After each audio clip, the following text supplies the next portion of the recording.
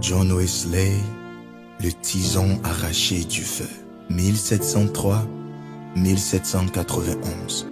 Si la valeur des hommes peut être mesurée par l'œuvre qu'ils ont accomplie, John Wesley ne saurait être considéré autrement que comme la plus grande figure qui est parue dans l'histoire religieuse du monde depuis les jours de la Réformation. Lecky, historien. La figure de Wesley est une des plus belles, et peut-être la plus belle, qui est surgie dans le monde chrétien depuis les temps de la Réforme. C'est une âme toute pénétrée du feu sacré et qui demande, sous une impulsion divine, à faire partager à un plus grand nombre possible de ses semblables le bonheur dont elle jouit. Intelligence supérieure et bien nourrie des meilleures productions de l'esprit humain, il met toutes ses acquisitions au service de son céleste maître et ne les emploie que pour lui gagner une multitude de disciples. Son dévouement est sans limite. Je ne vois personne dans l'Église des 3 derniers siècles qui ait déployé, dans un laps de temps aussi long et avec une ardeur qui ne s'est jamais ralentie, une si merveilleuse activité. Et bien que l'Église qu'il a fondée soit restée dans une couche peu élevée de la société, néanmoins, le contre-coup de son œuvre s'est fait sentir sur la nation tout entière. Clergés anglicans ou dissidents, prélats, pasteurs et suffragants, tous en ont éprouvé les effets. Il les a forcés à devenir plus pieux, plus moraux, plus zélés, et par eux, une nouvelle sève a circulé dans le corps national tout entier. Salut, si tu es nouveau sur cette chaîne, abonne-toi maintenant. Fais ça maintenant. Like la vidéo et partage-la à un grand nombre de personnes. Après avoir scruté cette vidéo, n'oublie pas de réagir. À minuit, le ciel était illuminé par le reflet sombre des flammes qui dévoraient avec voracité la maison du pasteur Samuel Wesley. Dans la rue, les gens criaient « Au feu! Au feu !» Cependant, à l'intérieur, la famille du pasteur continuait à dormir tranquillement jusqu'à ce que quelques décombres en flammes tombent sur le lit de Betty, l'une des filles du pasteur. L'enfant se réveilla en sursaut et courut vers la chambre de son père. Sans rien pouvoir sauver des flammes, la famille dut sortir de la maison en vêtements de nuit par une température glaciale. La gouvernante, éveillée par l'alerte, sortit rapidement de son berceau le plus jeune des enfants, Charles. Elle appela les autres, insistant pour qu'ils la suivent et descendit les escaliers. Mais John, qui n'avait que 5 ans et demi, continua à dormir. À 3 reprises, la mère, Susan Wesley, qui était malade, tenta en vain de monter les escaliers. Le père essaya 2 fois, sans y parvenir, de traverser les flammes en courant. Conscient du danger imminent, il rassembla toute sa famille dans le jardin et tous s'agenouillèrent pour supplier Dieu de sauver John, resté prisonnier de l'incendie. Pendant que la famille priait dans le jardin, John se réveilla et après avoir essayé en vain de descendre par les escaliers, il grimpa sur une malle qui se trouvait devant une fenêtre où l'un des voisins l'aperçut. Celui-ci appela d'autres personnages et ils décidèrent de faire la courte échelle pour atteindre l'enfant. C'est ainsi que John échappa à la mort dans la maison en flammes, sauvé à peine quelques instants avant que le toit ne s'effondre avec fracas. Les courageux voisins qui l'avaient sauvé apportèrent le petit enfant à son père. « Venez, mes amis » s'écria Samuel Wesley en recevant son fils dans ses bras. « Mettons-nous à genoux et rendons grâce à Dieu. Il m'a rendu mes 8 enfants. Laissez la maison brûler, j'en ai assez de richesses. » Un quart d'heure plus tard, la maison, les livres, les documents et les meubles avaient disparu. Des années plus tard, dans une publication, parut le portrait de John Wesley avec à ses pieds l'image d'une maison en flammes et à côté l'inscription suivante. N'est-ce pas là un tison arraché du feu? Zacharie 3, verset 2. Dans les écrits de Wesley, on trouve une référence intéressante à cet incendie historique. Le 9 février 1750, pendant une veillée de prière, vers les 11 heures du soir, je me souviens que c'était exactement le jour et l'heure où, 40 ans plus tôt, on m'avait arraché aux flammes. Je profitais donc de l'occasion pour relater cet acte de la merveilleuse providence divine. Les louanges et les actions de grâce montèrent vers le ciel, et grande fut l'allégresse qui s'éleva vers le Seigneur. La foule, tout comme John Wesley, savait pourquoi le Seigneur l'avait sauté de l'incendie. D'après l'historien Lecky, c'est l'influence du grand réveil qui sauva l'Angleterre d'une révolution semblable à celle qui, à la même époque, laissa la France en ruine. Les 4 personnages qui se distinguèrent dans le Grand Réveil, c'est John Wesley qui joua le plus grand rôle. Jonathan Edwards, qui naquit la même année que Wesley, mourut 33 ans avant lui. George Whitefield, né 11 ans après Wesley, mourut 20 ans avant lui. Et Charles Wesley prit une part active dans le mouvement pendant 18 ans seulement, alors que John continua pendant un demi-siècle. Mais pour que la biographie de ce célèbre prédicateur soit complète, il faut y inclure l'histoire de sa mère, Suzanne.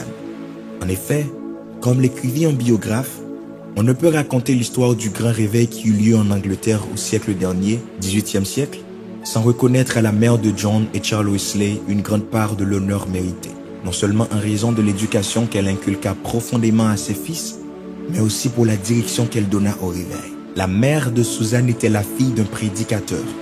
Dévouée à l'œuvre de Dieu, elle épousa le célèbre pasteur Samuel Wesley. Des 25 enfants de cette union, Suzanne était la 24e.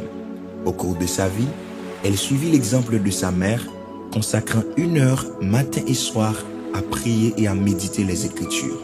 D'après ce qu'elle écrivit un jour, on se rend compte de la place que tenait la prière dans sa vie. Loué soit Dieu pour toute journée où nous nous conduisons bien. Mais je ne suis pas encore satisfaite parce que je ne profite pas beaucoup de Dieu. Je sais que je suis encore trop loin de lui.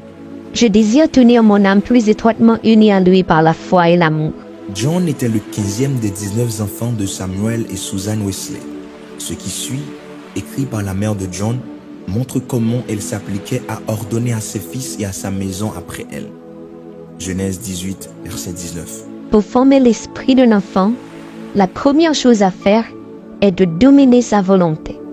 Instruire son intelligence prend du temps et doit se faire progressivement selon les capacités de l'enfant. Mais sa volonté doit être subjuguée d'un seul coup et le plus tôt est le mieux. Ensuite, on peut diriger l'enfant en faisant appel au raisonnement et à l'amour des parents jusqu'à ce qu'il atteigne un âge où il peut faire usage de sa raison. Le célèbre commentateur de la Bible, Adam Clarke, écrivit au sujet de Samuel et Suzanne Wesley et de leurs enfants. « Je n'ai jamais rien vu, ni jamais rien entendu de pareil à cette famille à laquelle nous devons tant, et je ne sais pas non plus s'il en a existé de semblable depuis Abraham et Sarah ou Joseph et Marie de Nazareth. » Suzanne croyait que celui qui ménage sa verge est son fils. Proverbe 13, verset 24. Et elle ne voulait pas entendre ses enfants pleurer.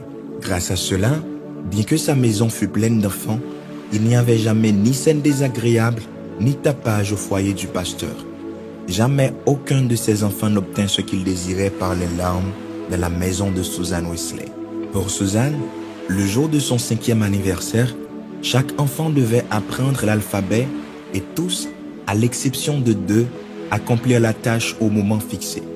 Le lendemain de ses 5 ans, ayant maîtrisé l'alphabet, l'enfant commençait à apprendre à lire, et ce, avec le premier verset de la Bible. Tout petit, les enfants au foyer de Samuel Wesley et de sa femme apprirent à assister fidèlement au culte.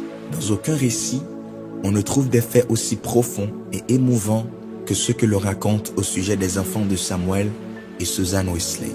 Car avant même de pouvoir se mettre à genoux ou de savoir parler, on leur apprenait à rendre grâce pour leur nourriture par des gestes appropriés. Lorsqu'ils commençaient à parler, ils récitaient le Notre Père matin et soir. On leur apprenait en outre à prier pour d'autres choses selon leurs désirs. Arrivé à l'âge approprié, on attribuait à chaque enfant un jour de la semaine afin de pouvoir parler en particulier avec sa mère de ses doutes et de ses problèmes. Dans la liste, le nom de John figure le mercredi et celui de Charles le samedi. Pour chacun des enfants, son jour devenait une journée précieuse et mémorable. Il est émouvant de lire ce que John Wesley, 20 ans après avoir quitté la maison paternelle, disait à sa mère. « En beaucoup de choses, vous, ma mère, avez intercédé en ma faveur et vous l'avez emporté. Qui sait même maintenant si votre intercession pour que je renonce entièrement au monde a été couronnée de succès. Elle sera sans doute efficace pour corriger mon cœur comme elle le fut autrefois pour former mon caractère. » Après le sauvetage spectaculaire de John de l'incendie, sa mère, profondément convaincue que Dieu avait de grands projets pour son fils, prit la ferme résolution de l'éduquer pour servir et être utile à l'œuvre du Christ. Suzanne écrivit dans ses méditations particulières: Seigneur, je ferai des efforts encore plus fermes pour cet enfant que tu as sauvé si miséricordieusement. J'essaierai de lui transmettre fidèlement pour qu'il se grave dans son cœur les principes de ta religion et de ta vertu. Seigneur, donne-moi la grâce nécessaire pour mener à bien ce but avec sincérité et sagesse et bénis mes efforts en les couronnant de succès. Elle mit tant de constance à mettre en pratique sa résolution qu'à l'âge de 8 ans, John fut admis à participer à la scène du Seigneur. Au foyer de Samuel Wesley, on n'omettait jamais le culte domestique dans le programme de la journée. Quelle que fût l'occupation des membres de la famille ou des serviteurs, tous se réunissaient pour adorer Dieu. Lorsque son mari s'absentait, Suzanne, le cœur enflammé par le feu du ciel, dirigeait les prières. On raconte qu'un jour, alors que l'absence de son mari se prolongeait plus que de coutume, 30 à 40 personnes assistèrent au culte célébré dans la maison de Wesley et la faim de la parole de Dieu augmenta tellement que la maison se remplit de voisins qui vinrent assister à la réunion de prière. La famille du pasteur Wesley était très pauvre, mais grâce à l'influence du duc de Buckingham, John fut admis dans une école à Londres. Ainsi, le jeune garçon, qui n'avait pas 11 ans, quitta l'atmosphère de prière fervente pour affronter les disputes de l'école publique. Cependant, John ne se laissa pas contaminer par l'ambiance de péché qui l'entourait. À propos de l'influence que John en vint à exercer sur ses camarades d'école, on raconte qu'un jour, le portier, voyant que les élèves n'étaient pas dans la cour de récréation, se mit à leur recherche et les trouva dans l'une des classes rassemblés autour de John. Celui-ci leur racontait des histoires édifiantes qui leur plaisaient davantage que la récréation. En parlant de cette époque, John écrivit: « Je prenais part à des choses que je savais être des péchés, même si elles ne faisaient pas scandale aux yeux du monde. Malgré tout, je continuais à lire les Écritures et à prier matin et soir. Je considérais les points suivants comme les bases de mon salut. 1. Je ne me jugeais pas aussi mauvais que mes semblables.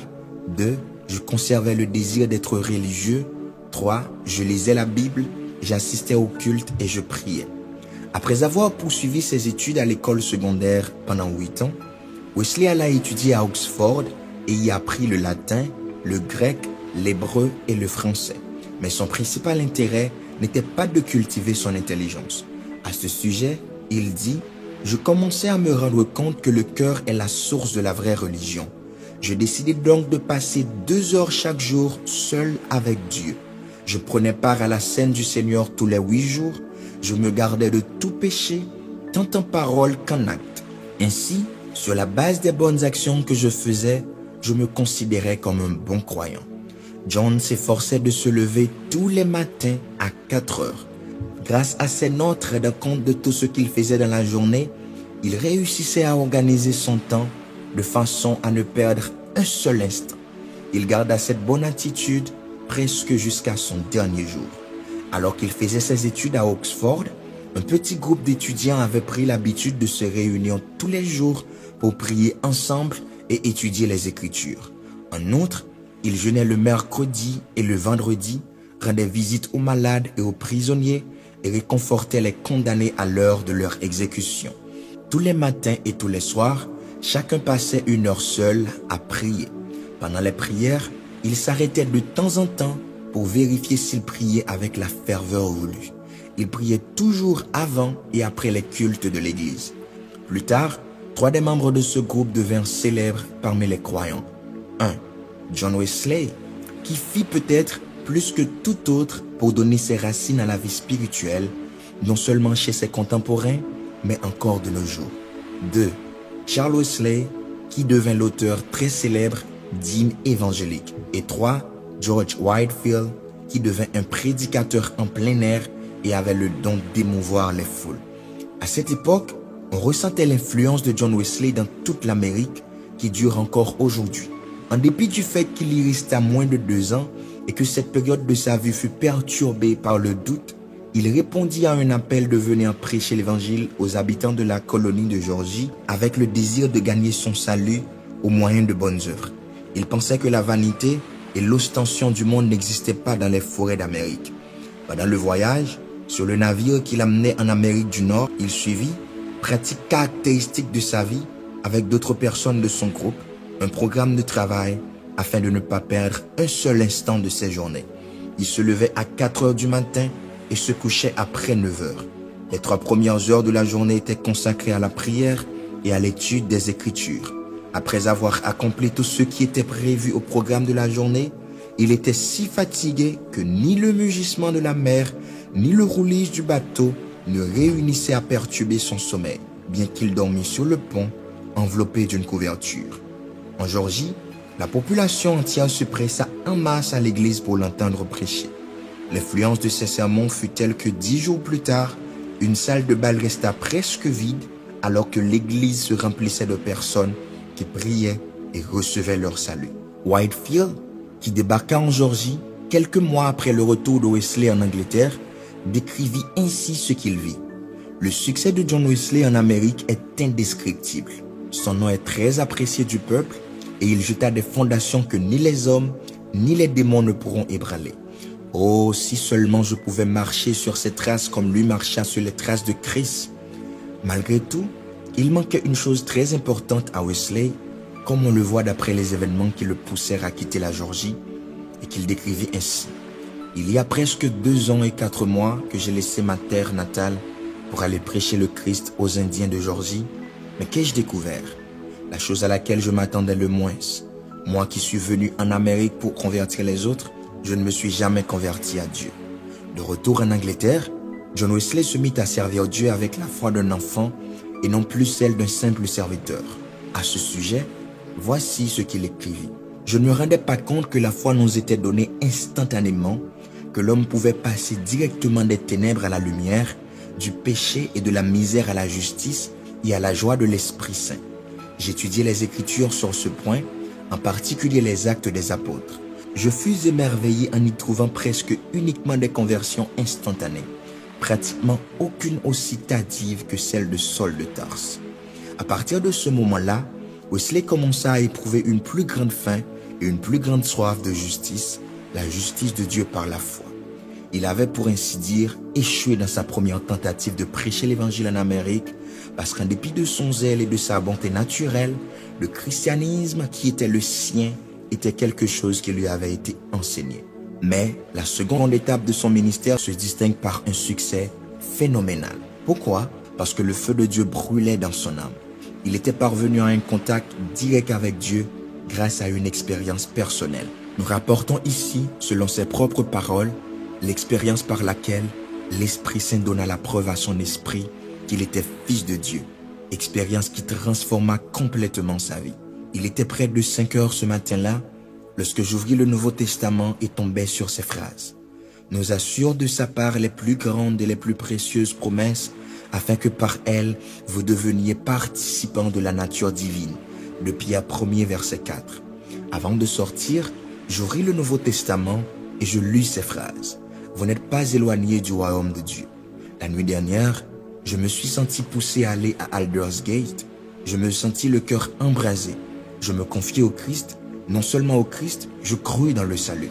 La certitude me fut donnée qu'il enlevait mes péchés et qu'il me sauvait de la loi du péché et de la mort. Je me mis à prier de toutes mes forces et je donnai témoignage à tous ceux qui étaient là de ce que je ressentais dans mon cœur. Après cette expérience à Aldersgate, Wesley aspirait à recevoir des bénédictions encore plus grandes du Seigneur. Comme il l'écrivit, je suppliais Dieu d'accomplir toutes ses promesses dans mon âme. Peu de temps après, le Seigneur répondit en partie à ce désir. Alors que je priais avec Charles, Whitefield et près de 70 croyants à Fetter Lane, les paroles suivantes sont également de John Wesley. Il était près de 3 heures du matin et nous persévérions dans nos prières. Romains 12, verset 12. Lorsque la puissance de Dieu se manifesta de telle façon que nous nous sommes exclamés sous l'effet d'une grande joie et nombre de ceux qui étaient là tombèrent sur le sol. Puis, une fois atténuée la peur et la surprise que nous ressentions en présence de Sa Majesté, nous nous sommes exclamés d'une seule voix. Nous te louerons, ô Dieu, nous t'acceptons comme notre Seigneur. Cette onction du Saint-Esprit élargit considérablement les horizons spirituels de Wesley. Son ministère porta un nombre exceptionnel de fruits et il travailla sans interruption pendant 53 ans, le cœur empli de l'amour divin. Un pasteur prêche en moyenne 100 fois par an, mais pour John Wesley, cette moyenne fut de 780 fois par an pendant 54 ans. Ce petit homme, qui mesurait à peine 1,70 m, qui pesait moins de 60 kg, s'adressa à des foules énormes, et ce, dans des conditions très difficiles. Lorsque les églises lui fermèrent leurs portes, il continua à prêcher en plein air. En dépit d'une apathie spirituelle presque générale chez les croyants et d'une vague de perversion et de crimes qui s'étendait dans tout le pays, des foules de 500 à 20 000 personnes affluaient pour écouter ses sermons. Il était chose courante au cours de ces cultes que les pécheurs se sentent la proie de telles angoisses qu'ils se mettaient à crier et à gémir. C'est la confrontation avec Dieu sur le lit de mort arracha des cris à de célèbres matérialistes comme Voltaire et Thomas Paine. Il n'est pas étonnant que des centaines de pécheurs se soient mis à gémir, à crier et soient tombés sur le sol comme morts lorsque l'Esprit Saint leur faisait sentir la présence de Dieu. C'est ainsi que des multitudes de mécréants se convertirent en de nouvelles créatures en Christ Jésus pendant les cultes de John Wesley. Souvent, les auditeurs étaient transportés au comble de l'amour, de la joie et de l'admiration. Ils avaient également des visions de la perfection divine et de l'excellence de Christ, au point de rester plusieurs heures comme morts. Apocalypse 1er, verset 17. Comme tous ceux qui envahissent le territoire de Satan, les frères Child et John Wesley durent subir de terribles persécutions. À Moorfield, les ennemis de l'évangile mirent fin au culte en brisant la table sur laquelle John était monté pour prêcher. Ils l'insultèrent et le maltraitèrent. À Sheffield, la maison s'écroula sur la tête des croyants. À Wednesbury, on saccagea les maisons, les vêtements et les meubles des croyants, les laissant exposés aux intempéries, à la neige et à la tempête. À maintes reprises, John Wesley fut lapidé et traîné comme mort dans la rue.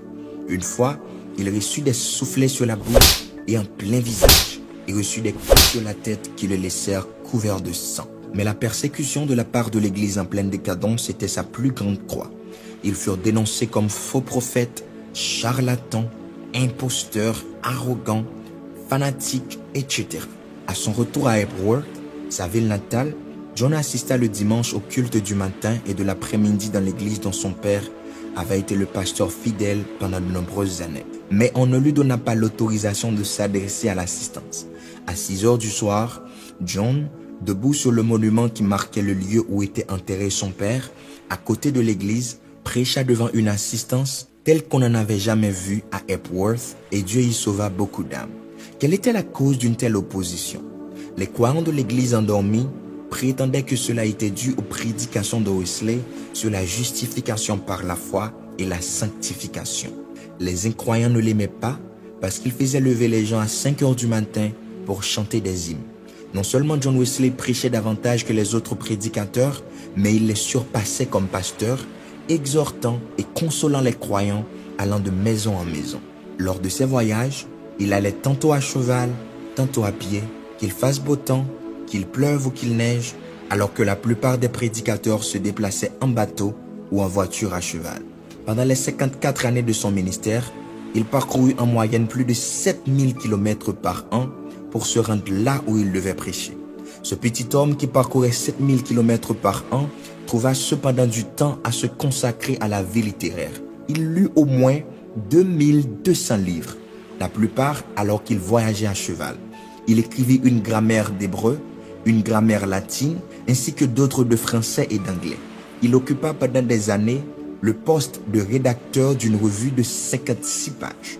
Le dictionnaire complet de la langue anglaise qu'il compila fut très populaire et son commentaire sur le Nouveau Testament est encore tiré à de nombreux exemplaires. Il écrivit une bibliothèque de 50 volumes qu'il révisa et publia sous forme abrégée en 30 volumes. Son livre sur la philosophie naturelle fut bien accueilli par le clergé. Il écrivit 4 volumes sur l'histoire de l'Église. Il écrivit et publia un livre sur l'histoire de Rome et un autre sur l'Angleterre. Il prépara et publia 3 volumes sur la médecine et 6 livres de musique pour les cultes. Après l'expérience qu'il vécut à Fetter Lane, il écrivit avec son frère Charles 54 recueils d'hymnes qu'ils publièrent. On dit qu'il écrivit en tout plus de 230 livres. Cet homme au physique chétif écrivit peu après ses 88 ans, jusqu'à mes 86 ans, et même après, je n'ai jamais ressenti la moindre indisposition propre à la vieillesse.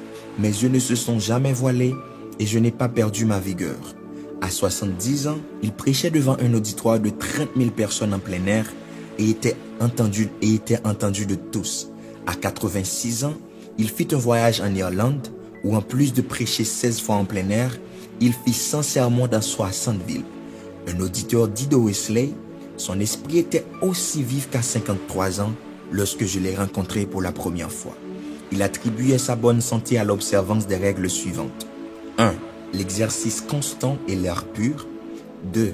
Au fait que jamais, malade ou en bonne santé, sur terre ou sur mer, il ne perdit une nuit de sommeil de toute sa vie.